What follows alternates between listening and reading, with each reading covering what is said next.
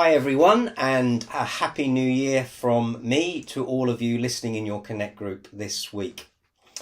This next few weeks we're going to be looking at a series called 5-1, where each person who's going to be sharing something will give a talk for approximately 5 minutes, and then there'll be one question for you to discuss.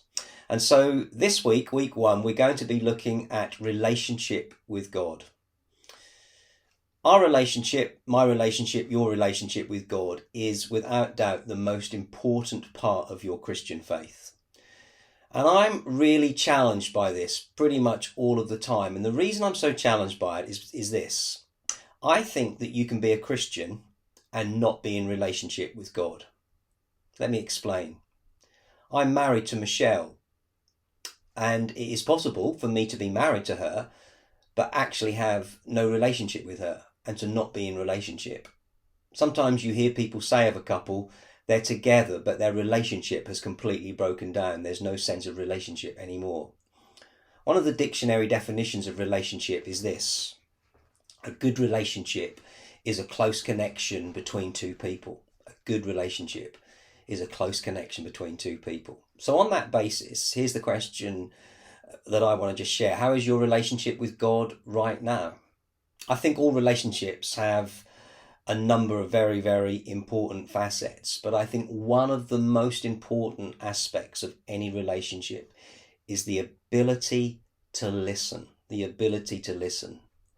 It's possible that could be the reason why there is so much friction between friends or couples so often, where the relationship breaks down because there's a lack of communication, and often there's a lack of communication when one of them is not listening to the other. And so therefore, I believe that listening to God is absolutely essential if our relationship with Him is going to grow. I love these words in Psalm 25, verse 4 to 5, and I'd encourage you to read these verses tonight in your group. Psalm 25, 4 to 5 says this. Make me to know your paths, O Lord. Teach me your ways. Lead me in your truth and teach me. For you are the God of my salvation. For you I wait all the day long. Let's just break those two verses down. It seems to suggest here that God wants us to know his ways. He wants to teach us his paths and to lead us in truth.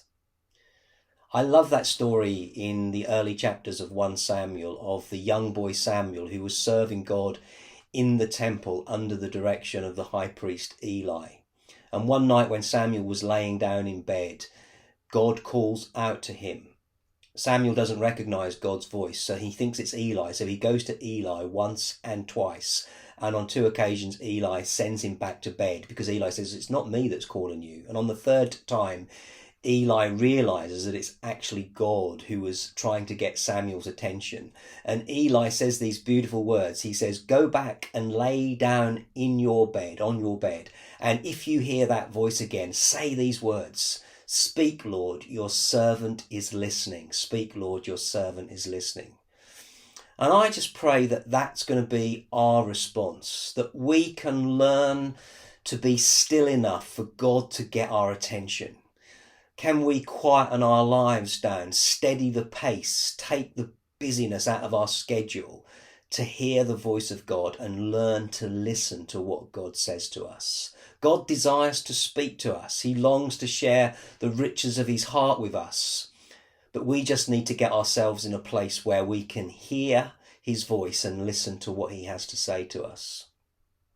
So have a chat in your group this week on how you can learn to listen to God and deepen your relationship with him. And what could that look like for you, and what do you need to do? If our relationship with God is the most important thing, then I think it's something worth coming back to throughout this year, maybe as a group. So here's the question this week. What can I do to help myself listen to God's voice more in 2021? What can I do to help myself listen to God's voice more in 2021? Thank you.